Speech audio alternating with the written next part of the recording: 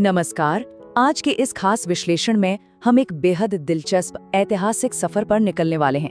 एक ऐसा सफर जो पंजाब के एक छोटे से गांव से शुरू होकर सीधे भारत के सर्वोच्च संवैधानिक पद यानी राष्ट्रपति भवन तक पहुंचता है। यह कहानी सिर्फ एक व्यक्ति की नहीं है, बल्कि स्वतंत्र भारत की राजनीति के कई अहम पन्नों को एक साथ जोड़ती है। तो इस सफर को हम आज 5 अहम पड़ावों में देखेंगे। शुरुआत उनकी शुरुआती जीवन और संघर्ष से करेंगे, फिर उनका बढ़ता राजनीतिक कद, उनका राष्ट्रपति बनना, उनके कार्यकाल की सबसे बड़ी चुनौतियां और अंत में उनके आखिरी साल और उनकी विरासत। चलिए शुरू करते हैं।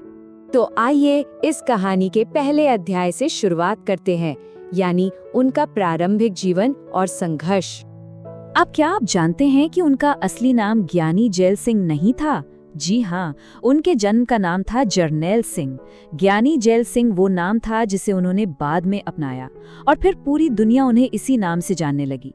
ये सिर्फ नाम का बदलाव नहीं था, बल्कि उनकी पूरी राजनीतिक पहचान और विचारधारा के बदलने का एक बहुत बड़ा प्रतीक था। इस पूरी कहानी की शुरुआत होती है 5 मई 1916 को। पंजाब के फरीदकोट जिले का एक बहुत ही साधारण सा गांव है संधवान, वहीं उनका जन्म हुआ। जरा सोचिए, वो ब्रिटिश राज का दौर था और ग्रामीण पंजाब में उस वक्त जिंदगी बिल्कुल भी आसान नहीं थी।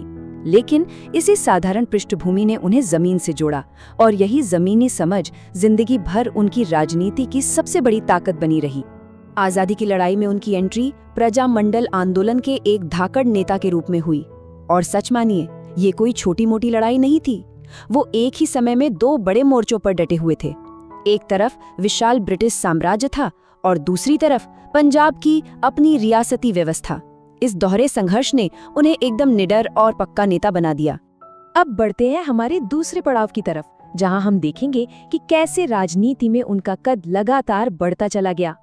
अगर आप उनके राजनीतिक ग्राफ को देखें तो ये वाकई कमाल का है।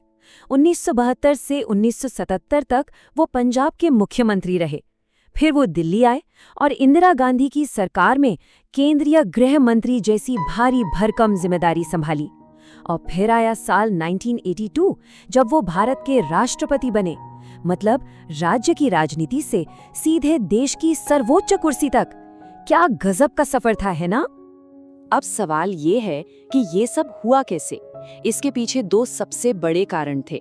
पहला, आम जनता से उनका गहरा जुड़ाव। वो सिर्फ वातानुकूलित कमरों में बैठकर राजनीति करने वाले नेता नहीं थे, बल्कि एकदम जमीन से जुड़े हुए इंसान थे।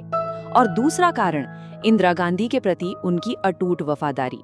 ये 2 चीजें उनके राजनीतिक करियर के ऐसे मजबूत पिलर्स बने जिन्होंने उन्हें इतनी ऊंचाई तक पहुंचाया। और फिर आता है इस ऐतिहासिक सफर का सबसे अहम मोड़, भारत के 7वें राष्ट्रपति के रूप में उनका कार्यकाल। तो वो देश के 7वें राष्ट्रपति बने, लेकिन ये सिर्फ एक नंबर नहीं है, बल्कि भारतीय लोकतंत्र के लिए एक बहुत बड़ा मील का पत्थर है। क्यों? क्योंकि ये सर्वोच्च संवैधानिक पद तक पहुंचने वाले वो भारत के पहले सिख थे। यह पूरे देश के लिए एक ऐसा पल था जो हमारी विविधता और सबको साथ लेकर चलने की भावना को दुनिया के सामने शानदार तरीके से पेश कर रहा था। राष्ट्रपति भवन में उनके समय की एक बात जो सबसे ज्यादा मशहूर हुई, वो था पॉकेट वीटो का इस्तेमाल। ये एक बहुत ही पावरफुल संवैधानिक टूल होता है जिसमें राष्ट्रपति किसी भी बिल पर अपनी सहमति को अनिश्चित काल के लिए रोक सकते हैं, बस उसे इग्नोर करके। ज्ञानी जैल सिंह ने इसका बाकायदा इस्तेमाल किया और ये साबित कर दिया कि वो सिर्फ एक रबर स्टैंप राष्ट्रपति नहीं थे। उन्हें अपने अधिकारों का इस्तेमाल करना बहुत अच्छे से आता था। लेकिन जैसा कि हम जानते हैं, बड़ी कुर्सी के साथ बड़ी चुनौतियां भी आती हैं। यही हमारा अगला विषय है। अगर हम इतिहास के पन्नों को निष्पक्ष होकर पलटें, तो उनका राष्ट्रपति काल आधुनिक भारत के कुछ सबसे गंभीर संकटों के दौर से गुजरा। साल 1984, इसी दौरान ऑपरेशन ब्लू स्टार हुआ और उसके बाद बेहद भयानक दंगे भड़के। अब क्योंकि वो देश के सर्वोच्च पद पर बैठे थे और खुद एक सिख थे, इसलिए उन्हें सिख समुदाय से बहुत ही तीखी और भारी आलोचना का सामना करना पड़ा। ये उनके पूरे जीवन का शायद सबसे दर्दनाक और चुनौतीपूर्ण दौर था। इस उथल-पुथल भरे दौर के बाद आइए अब उनके जीवन के अंतिम वर्षों और उनकी विरासत पर बात करते हैं। 1987 में राष्ट्रपति पद से हटने के कुछ सालों बाद 25 दिसंबर 1994 को एक बेहद दर्दनाक कार एक्सीडेंट में उनका निधन हो गया।